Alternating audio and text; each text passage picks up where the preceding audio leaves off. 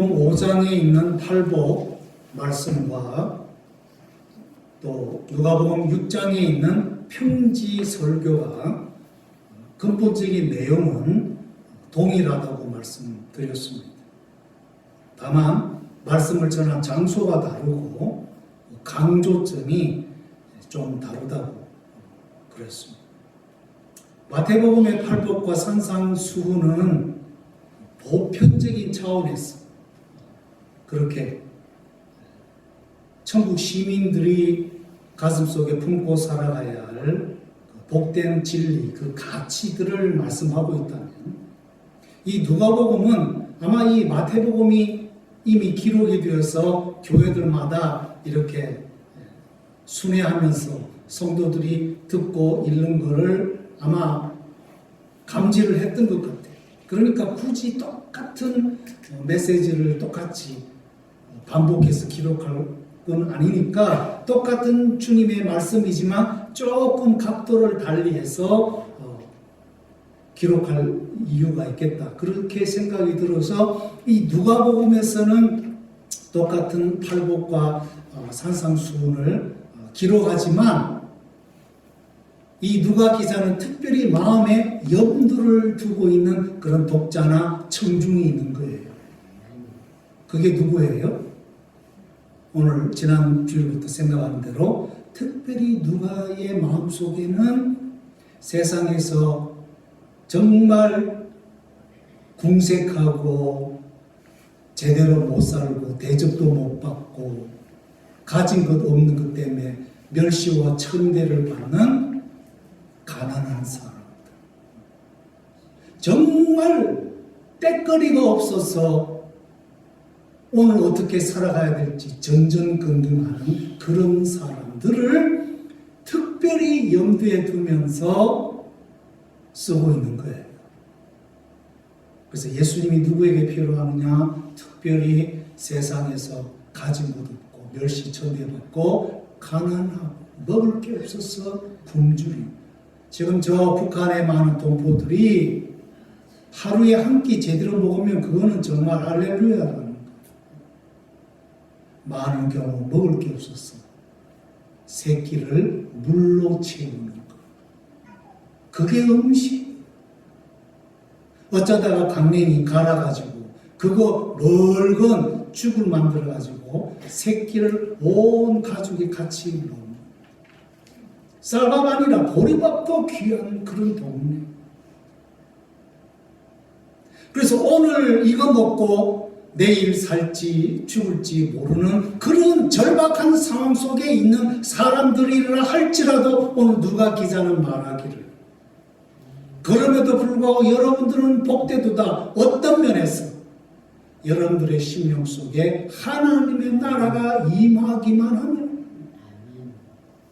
이 땅에서 뭐 죽고 사는 거, 뭐 천년만년 사는 거, 그거는 별 의미가 없다는 거. 왜? 언젠가는 다 우리는 끝날 것이니까. 주님이 부르시면 다 이 세상을 떠나서 최후 심판대에 설 것인데, 그 다음 전개되어지는 다음 생에는 우리가 상상을 초월하는 무궁무진한 그런 세상이라는 거예요. 그러니 지금은 내가 때거리가 없어서 정말 굶주리고 내일 살지 죽을지 모르는 그런 자신 없는 삶을 산다 할지라도 영원한 주님을 소유하면 적어도 다음 생에는 정말 후회 없는 무궁무진한 무엇으로도 표현할 수 없는 그런 축복된 삶이 주어질 거라고.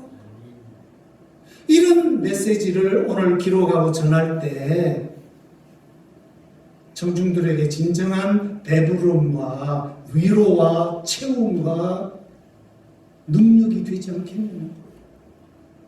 그래서 우리는 그런 각도에서 오늘 이제 본문들을 봐야 되는데,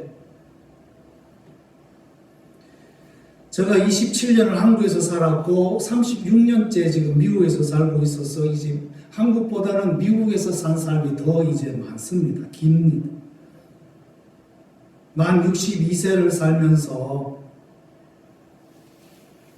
그런 고민을 합니다. 우리 기독교인들도 다른 종교인들처럼 자신들이 믿는 것과 실제 사는 삶이 전혀 연결이 안 되어도 상관이 없이 살면 얼마나 좋을까. 어쩌다가 한 번씩 다른 종교 그 장소에 가서 뭐 시주도 하고 뭐 등도 달아보고 그러고 내려와서 또 한참 동안 내가 뭘 믿는지 누구를 믿는지 까마득하게 잊고 내 마음대로 자의자행하면서 그렇게 살아가는 사람들 오늘 이 지구상에 너무나 많은데 특정 종교 성직자들을 제외하고 자신이 믿는 종교 계율과 자신의 실제 삶이 아무리 달라도 별 문제가 되지 않고 또 그것 때문에 시비 거는 사람도 없는 그런 신앙생활, 그런 종교 생활하면 얼마나 좋을까를 생각할 때가 있습니다. 이 말씀을 드리는 이유는 유독 그리스도인들이 조금만 잘못하면 벌떼같이 달려들어 비판하고 험담하는 경우가 특별히 우리 시대 들어서 빈번해지고 교회와 기독교를 비판하는 그 수위가 더 노골적이며 강해지고 있다는 것입니다. 물론 우리 기독교인들의 영성과 성품 자체가 예전만 못하고 그래서 대사회 기독교인들의 신뢰도가 현격하게 떨어지고 있다고 하는 그런 소리를 들으면서 정말 우리 스스로가 자성해야 하지만 예수를 믿는 것은 그래도 쉬운데 그 신앙을 지키기가 왜 어려울까? 물론 우리의 죄성으로 인한 연약함과 부족함도 있지만 진짜 이유는 다른 데 있다는 걸 오늘 간단하게 말씀을 드리고 은혜를 받고자 합니다. 우리 예수님께서 이 땅에 오셔서 그분을 따르는 사람들에게 전해주신 천국 복음 메시지가 있습니다. 그런데 그 예수님이 전하는 복음의 메시지는 어떤 면에서 문제가 참 많아요.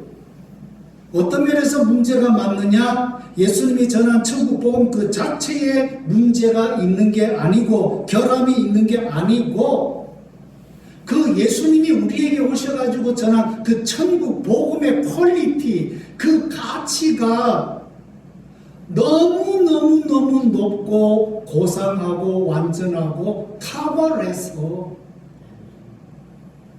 그 말씀을 듣는 하나님의 백성들이 제대로 이해도 못하지만 이해했다고 해도 그 말씀대로 정말 그 말씀을 주신 예수님의 뜻대로 살아가기가 너무 힘들다는 데 있다.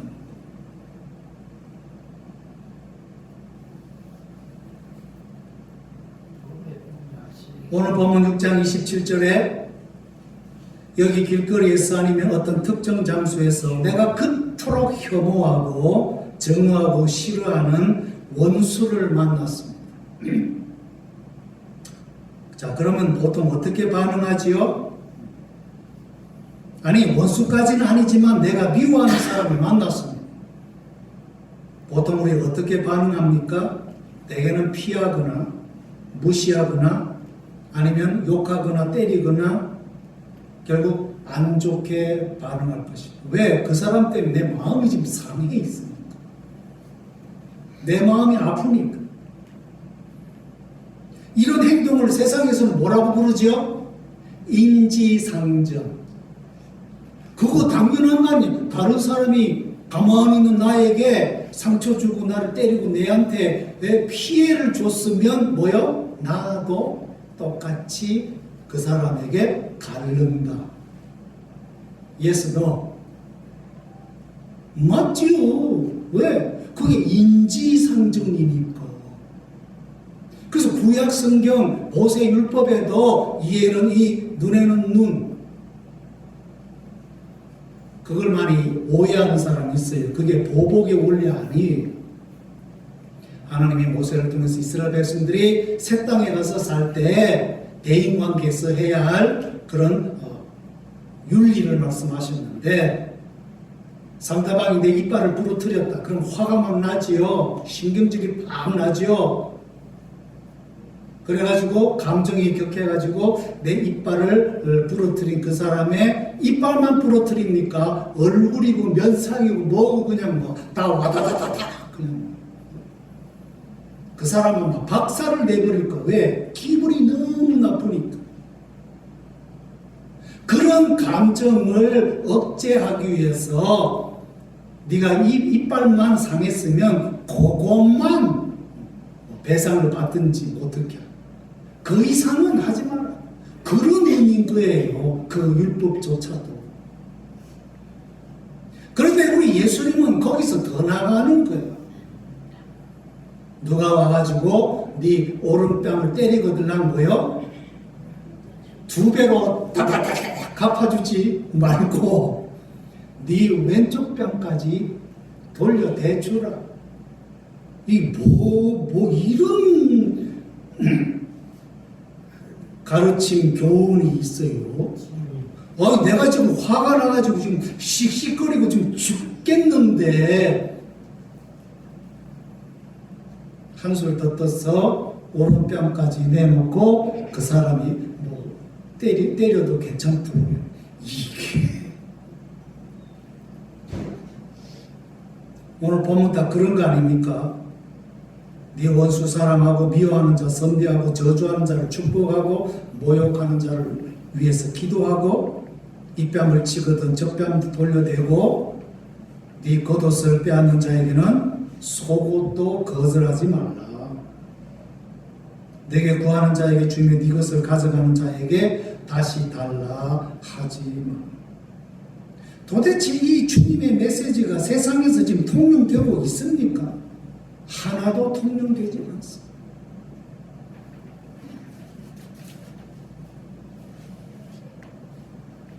원수가 나에게 다가오고 내가 미워하는 자를 만나면 세상은 그 사람을 잘 대해주는 게 아니라 보복이죠. 보복.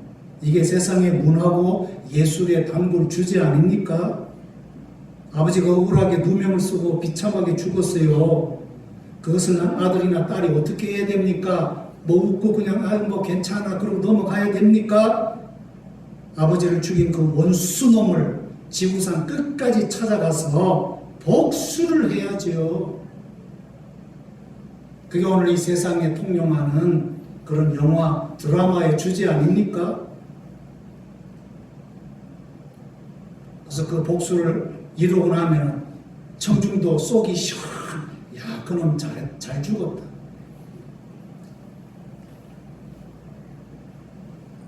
그런데 오늘 예수님은 완전히 세상의 기대, 하나님 백성들의 기대와는 정반대의 말씀을 하고 계십니다.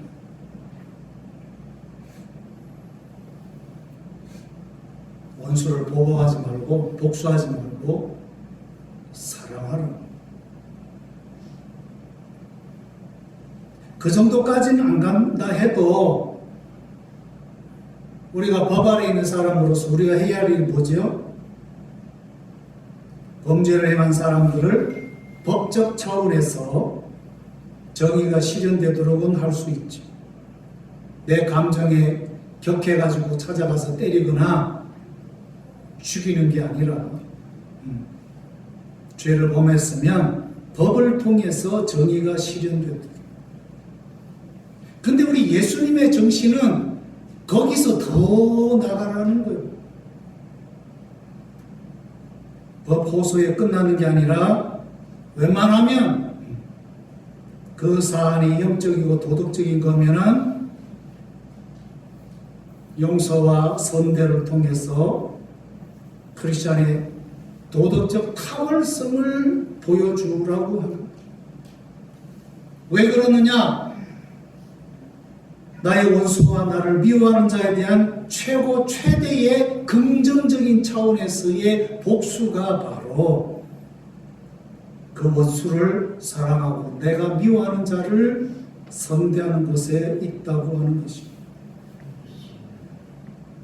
그래서 이 땅에 오셔서 천국 복음을 전하는 예수님의 그 메시지는 이 세상의 가치, 이 세상의 기대, 이 세상의 통상적인 그런 방식과는 비교가 될 수 없는 너무너무나 높고 고상하고 탁월한 그런 영적인 가치라고 하는 것입니다.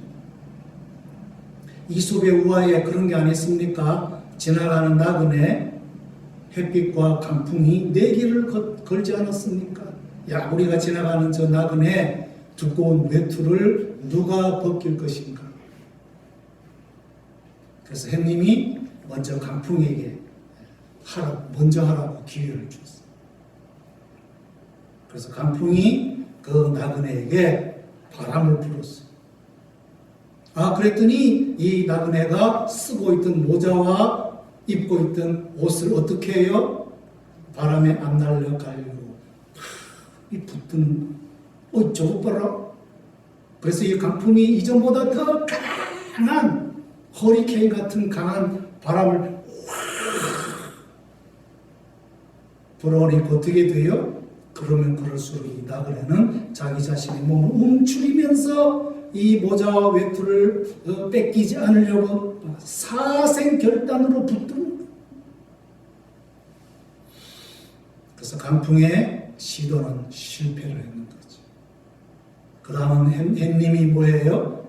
하늘에서 뜨끈뜨끈한 햇빛을 쬐니까 그 외투로 감싸고 있던 이 나그네가 더워서 못 견디는 거예요. 그래가지고는 한 겹, 두 겹 그냥 다 벗겨버려. 강풍에는 그냥 막 안 뺏기려고 안 날아가게 하려고 그냥 그렇게 강하게 붙드는 사람이 햇빛의 열기에는 어쩔 수가 다 벗어버려. 예수님의 의도는 우리 인간관계에서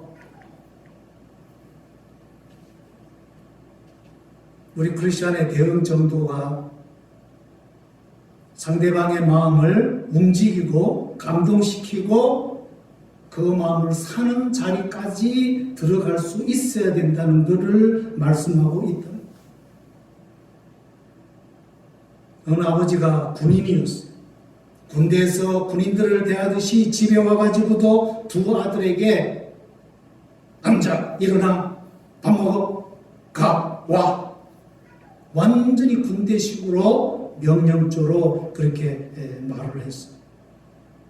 그리고 그 명령조에 그냥 역정까지 담아가지고 아들이 행하는 일들이 뭐 맨날 게임이나 하고 뭐 공부는 안 하고 그러니까 화가 나가지고 역정을 실어가지고 와, 가, 해, 하지마 이런 명령조로 아들을 대하니까 아들들이 어떻게 돼요? 자기가 어떻게 살아가야 되는 걸 다 알고는 있지만 아버지의 그 부정적이고 그 명령조의 말에 반발심이 생겨가지고 더 곁길로 나가고 말 안 듣는.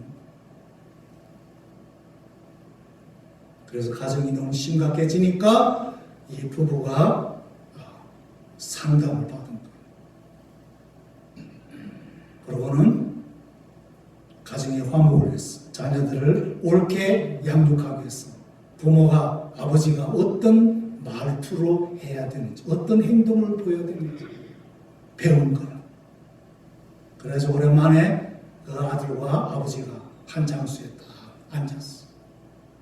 어색하고 또 침묵이 흘렀어. 한참 있다가 아버지가 아들에게 한 첫마디. 아들아, 그동안 힘들었지.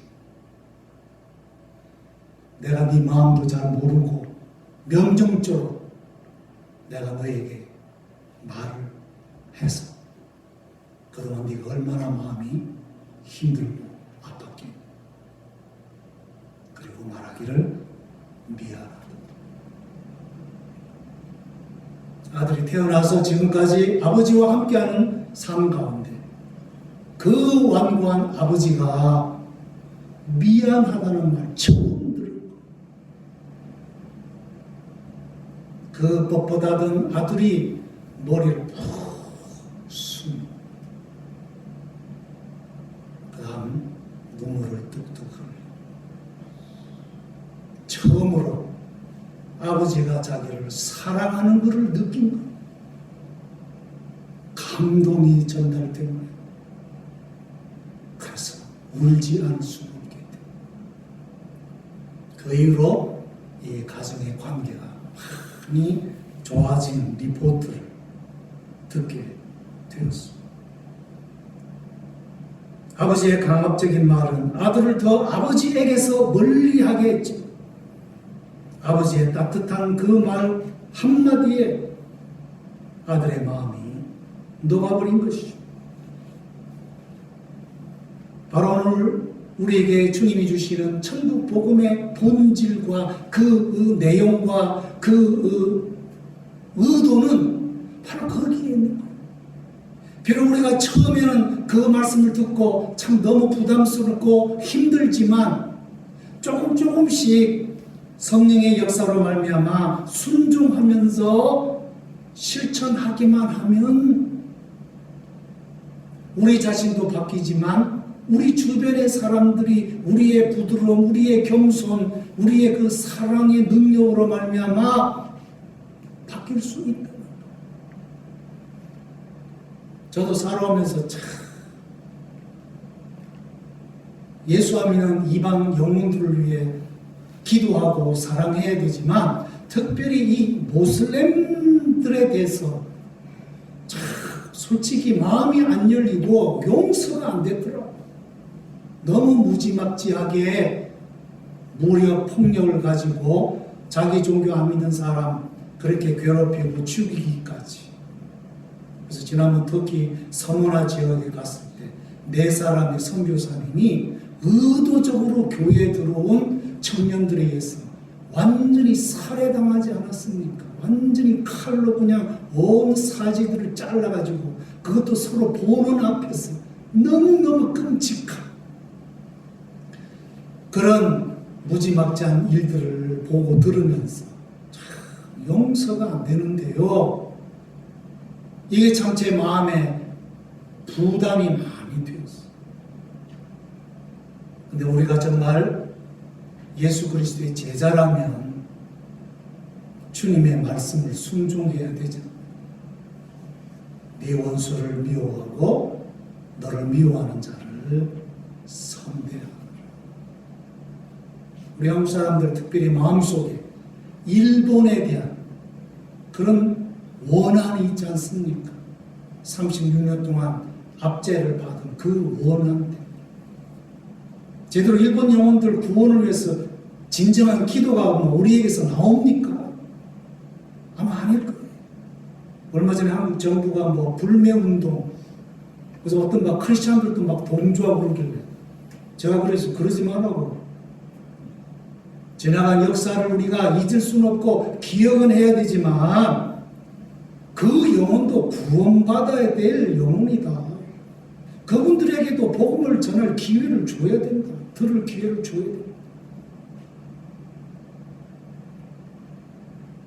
오늘 읽은 본문 27절에서 31절까지 주시는 주님의 이 천국 복음의 가치는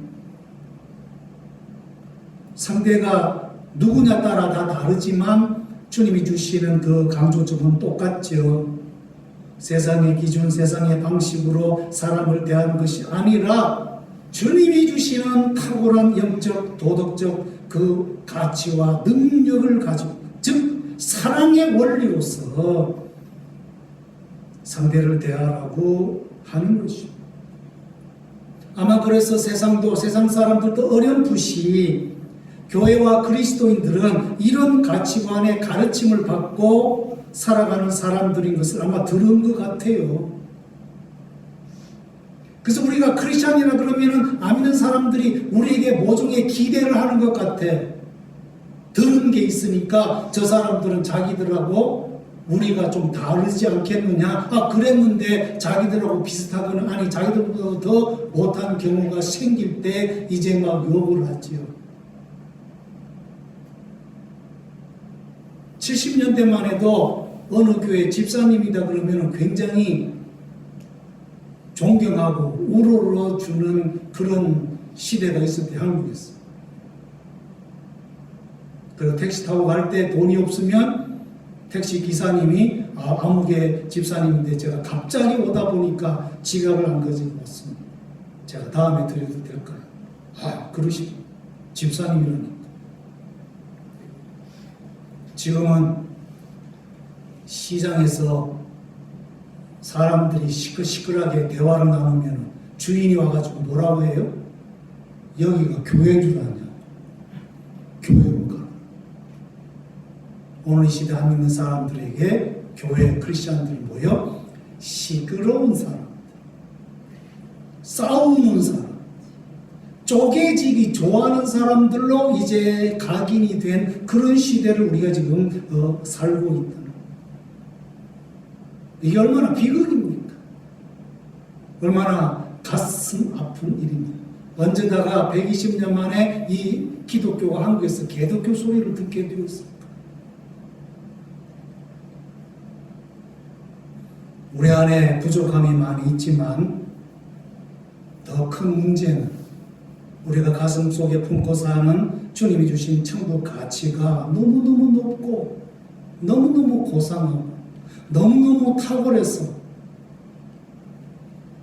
우리는 주님이 원하시는 그 높이만큼 반의 반, 3분의 1도 제대로 도달하지 못하는 연약한 인생이라고 하는 것. 우리 기독교가 품고 있는 이 주님의 복음의 메시지, 그 가치가 너무너무 탁월한 것입니다. 그렇다면 우리가 주님을 안 믿을 수는 없잖아요. 교회 안 나올 수는 없잖아요. 그런데 주님의 기대치, 또 세상이 우리를 바라보는 기대치 너무 높아. 나의 현실은 그럴 수가 없어. 그럼 나는 어떻게 해야 됩니까? 정답은 날마다 내가 죽는 것밖에 없는 거예요. 24시간 7일 동안 주님 앞에 엎드렸어요. 주님, 나는 죄인입니다. 나는 너무나 연약합니다. 나는 실수가 많습니다. 나는 넘어질 때가 너무나 많습니다. 몇 년을 살아도 교회 직분, 어떤 직분을 가지고 어떤 신앙의 연륜을 가지고 살아왔다 할지라도 주님이 원하시는 그 고상한 복음의 높이, 그 가치만큼 나는 살아갈 수 없습니다. 나는 죄인입니다. 그러니 내 영혼을 주님께 맡기니 주님이 받으시고 내 안에 온전히 주님이 계셔서 주님이 당신의 복음의 가치를 나를 통하여 드러내게 해주세요. 그래서 사도 바울이 내가 연약할 때 또한 내가 강해질 수 있는 것은 강하신 예수님을 내 안에 모실 수 있기 때문에 내 강함이 아니라 예수님의 강함으로 이제 남은 인생을 살아갈 수 있으니 I can do everything in Jesus Christ. 예수 그리스도 안에서 비로소 내가 모든 것을 할 수 있는, 내 안에서 내 스스로 내 능력을 가지고는 할 수 없고 이룰 수 없지. 나는 죽고 그 자리에 강하신 주님이 들어오시고 주님으로 채우시고 주님과 함께합니다. 어제보다는 오늘보다는 내일이 조금 더 나은, 하나님 보시기에 또 세상이 보기에 저 크리스찬은 그래도 노력하는 것 같아. 우리보다는 조금 나은 것 같아. 그래서 신뢰감을 줄 수 있는 그리스도인들로 살아가면 얼마나 좋겠습니까? 이런 차원에서 두 사랑하는 아들을 총으로 쏴서 죽인 공산주의자를 원망하지 않고 오히려 자기 양자를 삼았던 손영원 목사님, 그 스스로는 그럴 수가 없겠죠.